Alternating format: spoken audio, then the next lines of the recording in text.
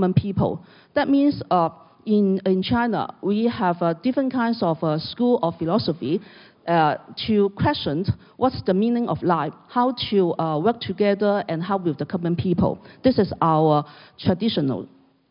And nowadays, China enjoys comparative stability because of the land revolution. So we are a big country, but with millions of small peasants. And at the base, every peasant has the access to the land, and that means access to food and the housing.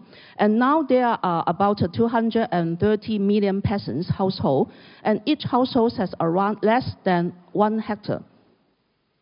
And if you look into the history, China actually practiced Sami-Amin theory of delinking. That means the cut off from the Western colonization and imperialism, and practice the pro-people agenda to achieve land and food sovereignty, and of course financial sovereignty.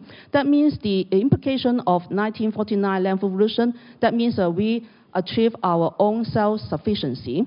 And during the, you see the picture, that means land to the tillers. So this is the slogan of the 20th century, but nowadays it's still very significant in today's context.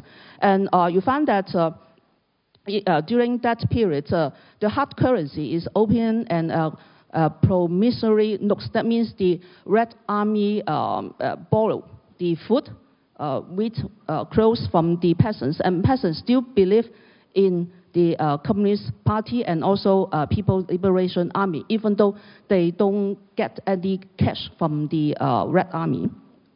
And during the New China, and almost the 88% of the population has their own land and their house, and also enjoy the comparative social stability. And at that time, actually, renminbi, that means the yuan, actually is not popular. What's popular? The national currency actually is anchored on the concrete food. For example, means free rice, white rice, white flour, and white clothes. That means it's concrete food, the anchor. But nowadays, our problem is many the currency anchor on the US dollar and also the euro. That means the first target, or the how can we have our own decolonization? That means how to delink from the US dollar hegemony and euro hegemony. And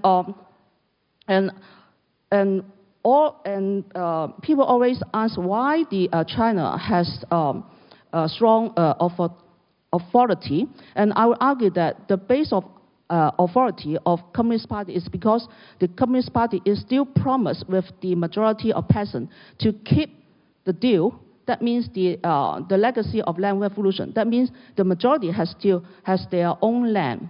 So the Chinese Communist Party also practice land redistribution and have the first round of land contracting from 1983 to 1997, and the second round is from 1997 to 2027.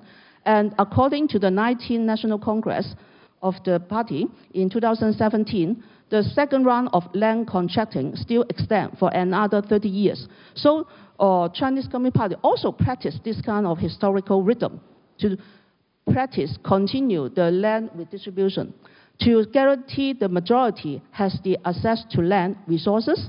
And in terms of the right, that means the right of land use. And the land ownership, I emphasize that belong to the village committee. This is in rural area. But in the city, the land belong to the state. That means China still practice collective ownership of land. And before the financial crisis in 2008, and Chinese government and also the grassroots society already recognized the problems of the modernization or export-oriented policy. So at that time, no matter the government or the social movement, also to have different kinds of experience to help or to do the rural regeneration. in terms of the government policy, in 2005, before the crisis of global crisis in 2008, China already has the national policy of new socialist countrysides. That is, listed as the first major strategy in China future development. And after that, there are different kinds of national policy for the rural regeneration. And the official name, the policy is the rural revitalization. It's announced in 2017. And of course, you already mentioned the ecological civilization. And also, is a very important national policy. It's not only the slogan. However, the China channel many resources for the rural, for the countryside, but how let the peasant feel part of this process? How should they think that is a kind of empowerment, not just to get the funding from the top level? I think this is another question. That means the peasant organization, or politicalization, how is become politicalization, just like the last 20 centuries.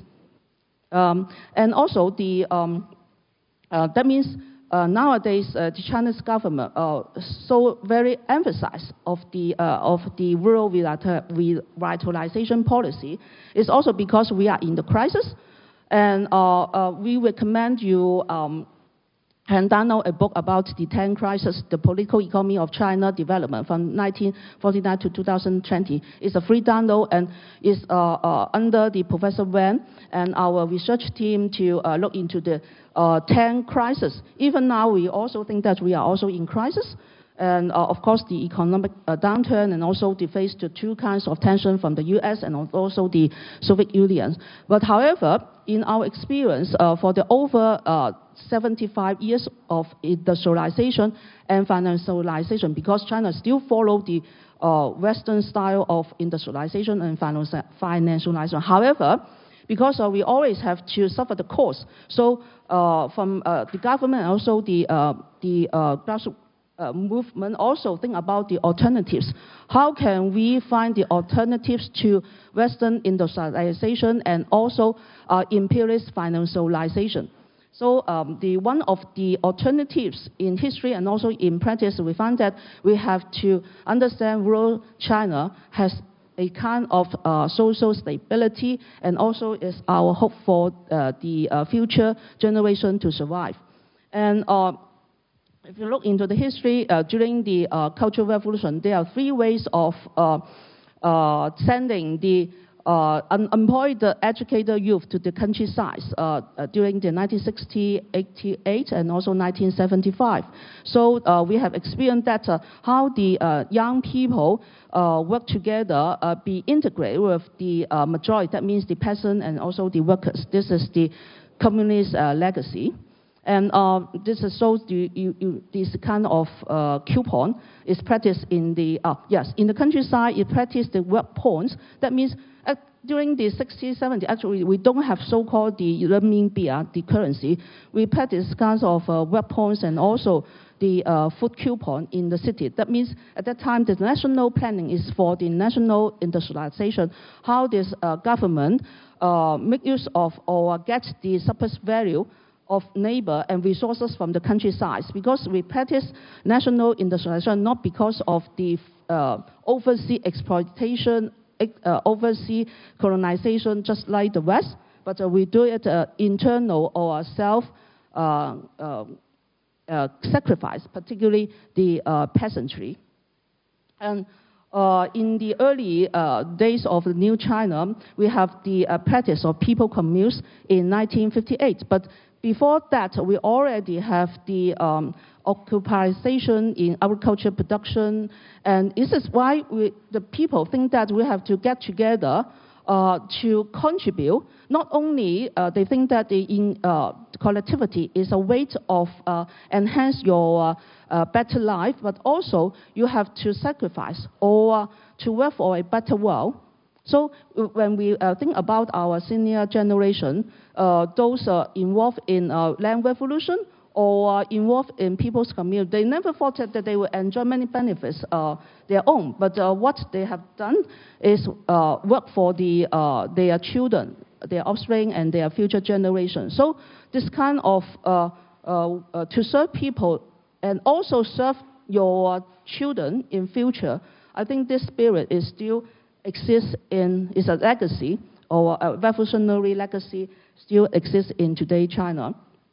And this is a picture showed you that at that time the people's community, why people so involved, willingly. Of course, people's community is a kind of top-down national policy, but you can't deny that at that time people were very passionate to build a better world, not only for their own, but also for their family, and also for the community, and also for new China, and even for the new world. Of course, in terms of the internationalism. And get back to the China experience, because over the 40 years we have the open door policy, and in rural area you practice the household responsibility system. It also has of course it practice more peasantry, but on the other hand is also face the problem of individualism and also the market-oriented or money-oriented mentality. So how can we overcome this kind of the consequence of modernization? That means individualism, consumerism,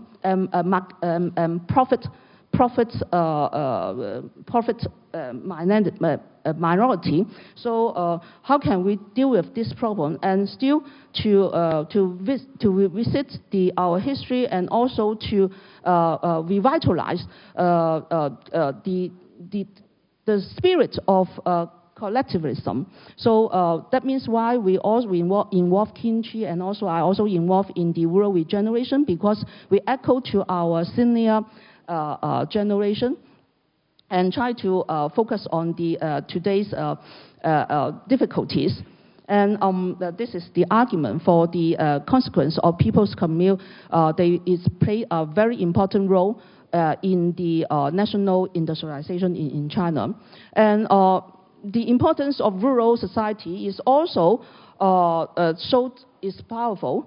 This argument, because during the pandemic, as you know that China is a wealth factory, and then we have the wealth scale of peasant workers. So during the COVID-19, even in 2008, the financial crisis, along the coastal areas we have many factories, and those peasant workers, those factories, many went bankruptcy or closed down. So many workers, peasant workers, immediately lose their job. What can they do? They immediately went back to their home village.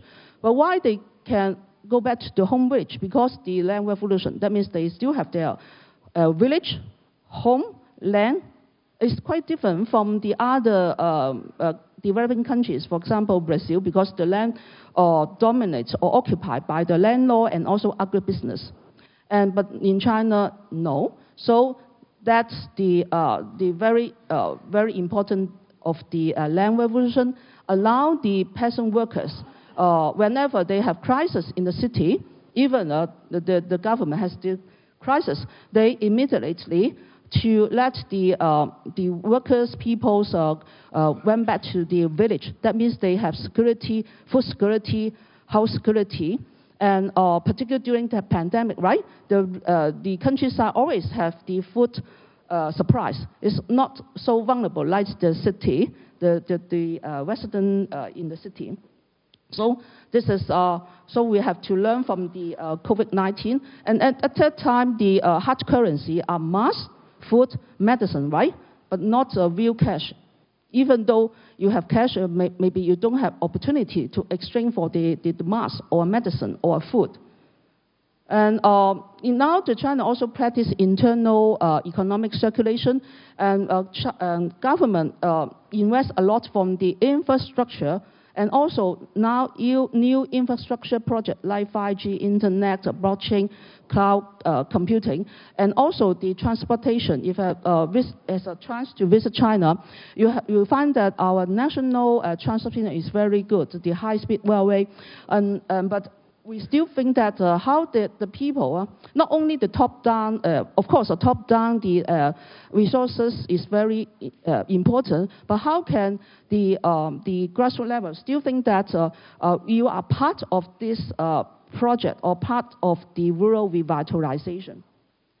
And according to President Xi, nowadays they always emphasize of the collective economy. But you know, when we look into history, whenever the government or the communities emphasize the importance of collective economy or collectivism, is because we are in the crisis. And then you can't solve the crisis by one individual, by individual family. So that means we can only solve the crisis in collectivity. And I now showed you some examples of communes. For example, the Zhoujiazhuang in North China. And this is named as the last people's commune in China because it still practices the township level of accounting of a collective management system. And it already established in 1954. And now for the over 70 years, it still persists in the collective cultivation of land. And also, it also involves the work porn. As I mentioned, work porn is popular in the countryside during the 1960s, but it's still practiced. And also year-end division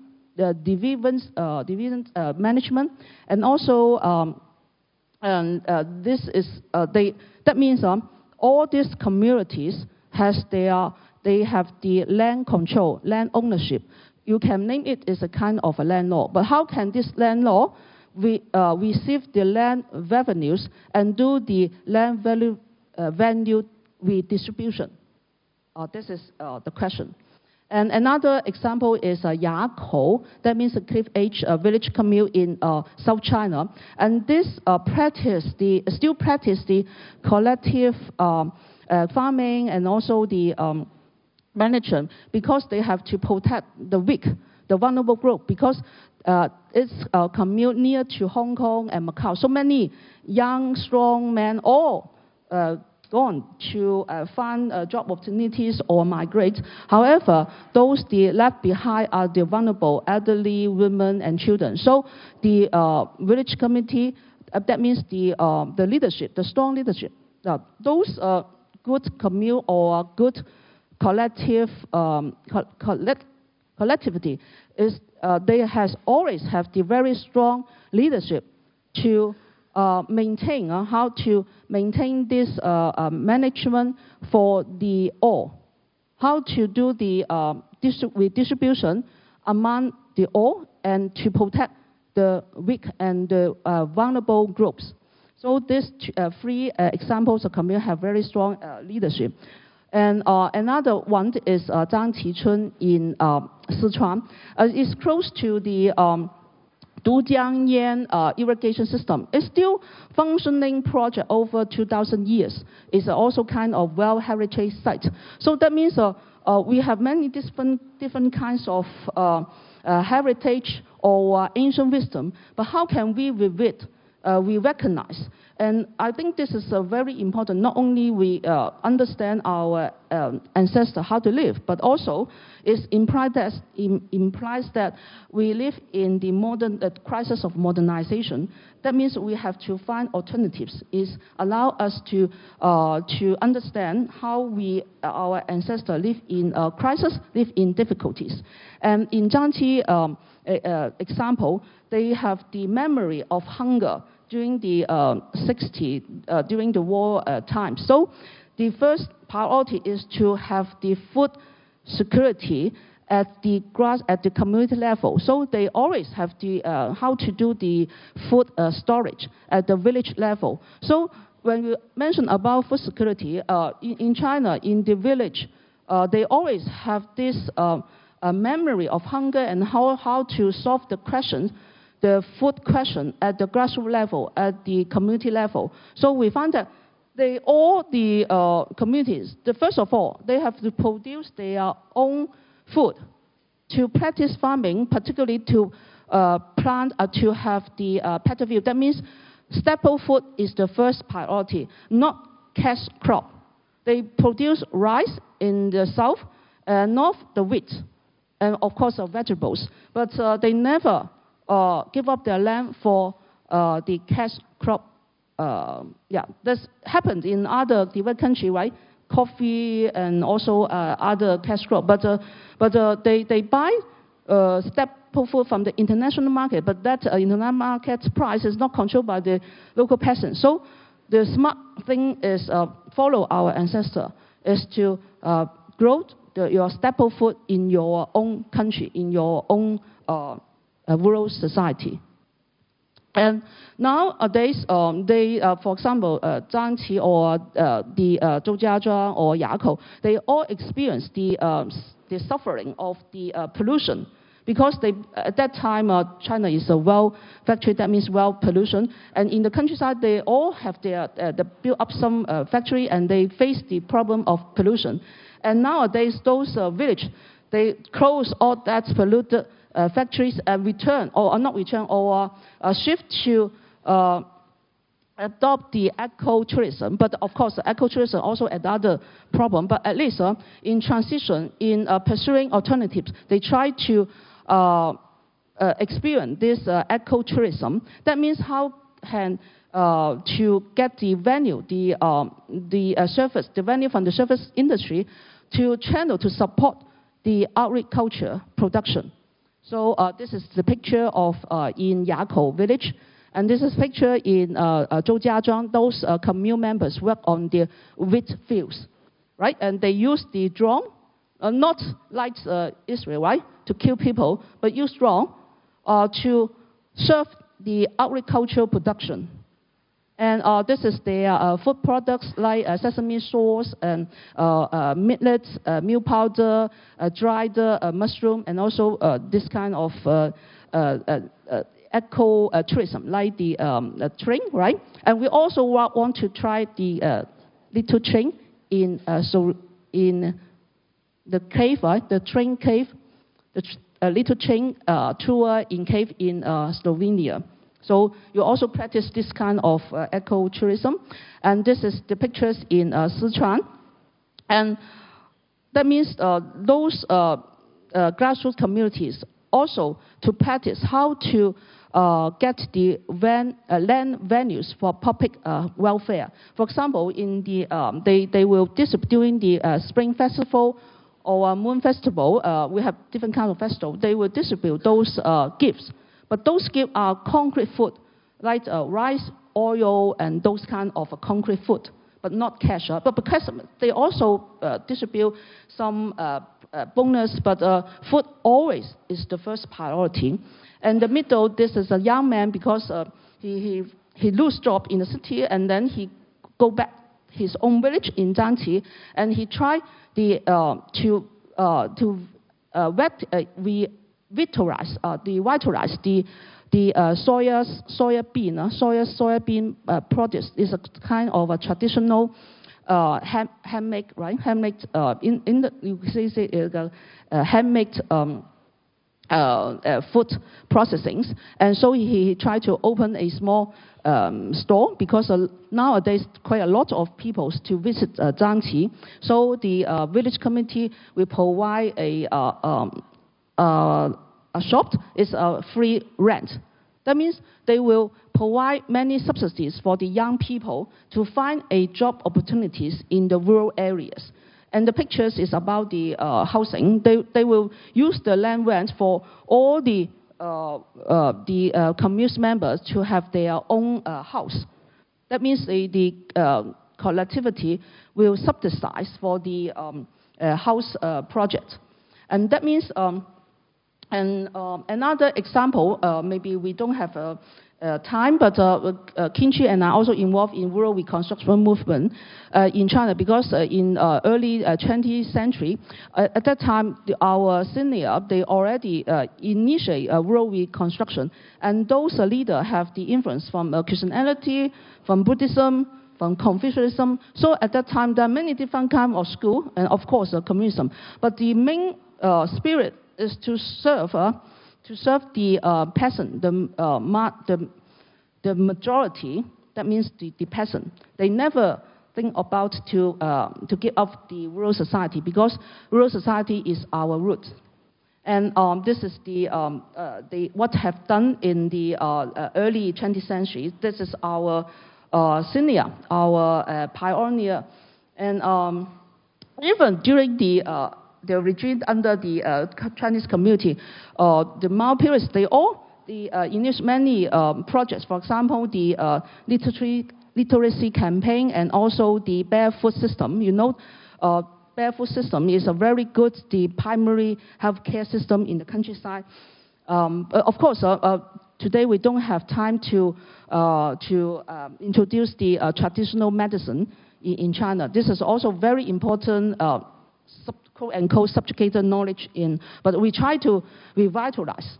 And during the early 20th century, 21st century, we initiate Professor Kimchi and also Professor Wen, and we all involved to initiate the rural reconstruction movement in today China. And we help peasants to organize co-op, to mobilize children and university graduates to work on the field, to organize, to invite Indian scientists, Reconstruction to the countryside to give the rural reconstruction for the lecture at the forum. And now we set up the Little Donkey Farm in the Beijing suburb. Welcome to Little Donkey Farm. And we have to organize many internships for the young people to facilitate fair trade between the countryside and the urban.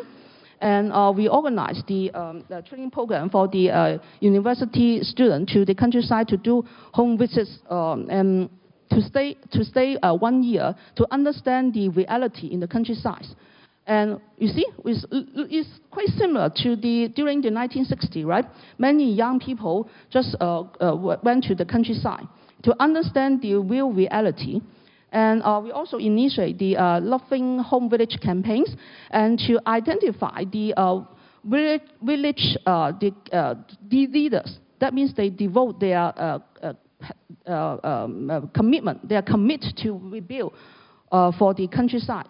So we identify many villages. For example, we also organize the singing workshop to produce songs of their own village. And we also identify many young people who have this kind of spirit to mobilize his village fellows to organize co-op. For example, like Yang Zhenxi in Guizhou province. He tried to organize and rebuild the peasant co-op, and also to promote the local seeds, and also to to revitalize the oxen farming alive. And this is very important because how can we rebuild our relation with animal like ox, and also another example with the donkey. And this is he organized the workshop to persuade the peasants to organize peasant co-op. And also to search the local seeds, the varieties of local seeds, because the local seeds are losing, lost. So how can deal with this problem? He tried to organize a research team and to search the local seeds in his own village and also the nearby and also the whole countries, and also set up the seed museum to protect the local seeds, and also practice. He also practiced the local seed in the paddy field, and also make use of the the many social media, WeChat, Bilibili, TikTok, to introduce their products, their difficulties, and their joys, right, to let the consumer understand. And this kind of a direct trade is very e-commerce. Direct e-commerce is very popular in China today, because of government invests a lot for the internet or this kind of service or industry. But how people make use of this science and technology, this is another question. And another example is this guardians of the ancient dry land terrace. This kind of terrace already over 700 years. And the ancestor had difficulties because the problem of scarcity of water and soil. But how the ancestor solved this question? Because they have to cherish every small drop of rainwater, every small particle of soil. And how can we still keep this spirit alive? Because we have you all know the climate crisis, right? Or climate collapse. How can we survive without any clean water or food or medicine or no signal, like no Wi-Fi, no electricity, no mobile? How can we survive? So we have to learn from our ancestor. This is ancient wisdom we have to revive. So he also practiced the revitalized or protected old seed, and also to work with the little donkey farm, a little donkey, and also to protect, to preserve those Christians. There are Christians everywhere in these mountain areas because you have to collect the raindrops. So this is another, I think it's another skill. How can we revitalize or learn from the ancient skill? Okay, and in the face of difficulties and hardship, many young people who return to the village resort to subjugated knowledge and residue cultures, such as manual labor, animal labor, manual fertilizers, crop rotations, oil seeds preservation, rainwater collection, neighbor visits, right? Neighbor is a kind of social support network. If you kind of individual or individualism, or you are very self-centered, how can you survive? And also kinship building, collective planning, and habits of being simple and prudence. A living truth prevails. The simple your lifestyle is, the more you have a chance to survive. So last, I quote an old Chinese saying, to avoid a small disturbance, stay in the city. To avoid a big uphill, stay in a village. Big uphills can mean wars, plagues, depression, and disasters. In rural communities, there are opportunities for resorting to subjugated knowledge and cultures, learning the know-how of problem solving, and constructing a strong will to collectively survive. Communities' sustainability lies in the simplicity of life. Confronting complexity lies in the wisdom of strengthening collectivity. Thank you very much.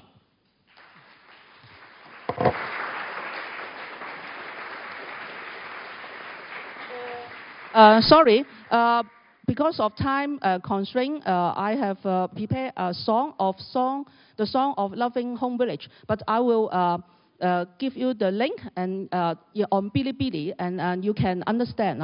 And the song is very beautiful. Thank you very much.